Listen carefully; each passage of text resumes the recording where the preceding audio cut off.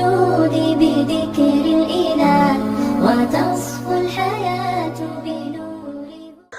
അസ്സലാമു അലൈക്കും വറഹ്മത്തുള്ളാഹി വബറകാതുഹു. അൽ മഹ്ലൂൽ മീഡിയ ചാനലിലേക്ക് എല്ലാവർക്കും സ്വാഗതം. ബഹുമാനികളെ, എല്ലാ ആളുകളിൽ നിന്നും സ്വീകാര്യത ലഭിക്കുക, ഓഫീസുകളിൽ ചെന്നാൽ, അതുപോലെ മറ്റ് മേഖലകളിൽ ഏതുമാവട്ടെ അവിടെ ചെന്നാൽ നമുക്ക് സ്വീകാര്യത ലഭിക്കുക, ഇത് നാം പലരും ആഗ്രഹിക്കുന്ന ഒന്നാണ്. അപ്പോൾ അതിനു വേണ്ടി സ്വീകാര്യത ലഭിക്കാൻ ആവശ്യമായ ഒന്നാണ് യാ ലത്തീഫു യാ അല്ലാഹ് എന്ന മഹത്തായ ദിക്ർ. യാ ലത്തീഫു യാ അല്ലാഹ്, ഇത് നാം എപ്പോഴും പതിവാക്കുക. ഇത് സ്വീകാര്യത എല്ലാ മേഖലയിലും ഉണ്ടാകും. അതോടുകൂടെ സ്നേഹം ഉണ്ടാവുകയും ചെയ്യും. പരസ്പരം സ്നേഹം, കുടുംബത്തിൽ ഭാര്യ ഭർത്തൃ ജീവിതത്തിൽ സ്നേഹം, അതുപോലെ കുടുംബത്തിൽ സ്നേഹമുണ്ടാവുക, നാട്ടിലും വീട്ടിലും കുടുംബത്തിലും എല്ലാം നമുക്ക് സ്വീകാര്യത ഉണ്ടാവുക. അതിന് ആവശ്യമായ മഹത്തായ ദിക്റാണിത്.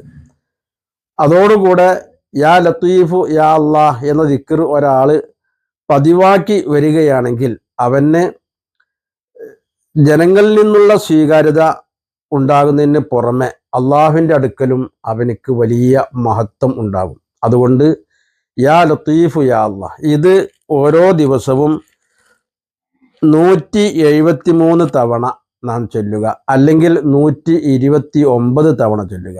129 തവണ ചൊല്ലണമെന്ന് മഹാന്മാരായ പണ്ഡിതന്മാർ വിശദീകരിക്കുന്നുണ്ട്. അതല്ല 173 തവണ ചൊല്ലണം എന്നും പറയുന്നുണ്ട്. ഏതായാലും 173 തവണയോ 129 തവണയോ ഓരോ ദിവസവും യാ ലത്തീഫു യാ അല്ലാഹ് എന്ന് ഓരോരുത്തരും 5 വക്ത് നിസ്കാരങ്ങൾക്ക് ശേഷം ചൊല്ലി വരികയാണെങ്കിൽ അവരുടെ ജീവിതത്തിൽ അവർക്ക് സ്നേഹവും അഭിവൃദ്ധിയും ഐശ്വര്യവും ഉണ്ടാവുന്നതിൻ്റെ പുറമെ ജനങ്ങളിൽ നിന്നുള്ള സ്വീകാര്യത ലഭിക്കും. അവർ ചെയ്യുന്ന എല്ലാ ബിസിനസ്സുകളിലും അല്ലാഹു തആല അവർക്ക് പുരോഗതി ലഭിക്കുകയും സ്നേഹം വർദ്ധിപ്പിക്കുകയും ചെയ്യും. അതുകൊണ്ട് എല്ലാവരും ഓരോ ദിവസവും 5 വക്ത് നിസ്കാരങ്ങൾക്ക് ശേഷം യാ ലത്തീഫു യാ അല്ലാഹ് എന്ന ദിക്ർ 173 തവണ അല്ലെങ്കിൽ 129 തവണ ചൊല്ലാൻ വേണ്ടി ശ്രമിക്കണം. അല്ലാഹു സുബ്ഹാനഹു വ തആല അതിന് നമുക്ക് തൗഫീക്ക് നൽകുമാറാവട്ടെ. ഇൻഷാ അല്ലാഹ് മറ്റൊരു വീഡിയോയുമായി പിന്നീട് ഒരിക്കൽ നമുക്ക് കാണാം. അല്ലാഹു തൗഫീക്ക് ചെയ്യട്ടെ. അസ്സലാമു അലൈക്കും വറഹ്മത്തുള്ളാഹി വബറകാതുഹു.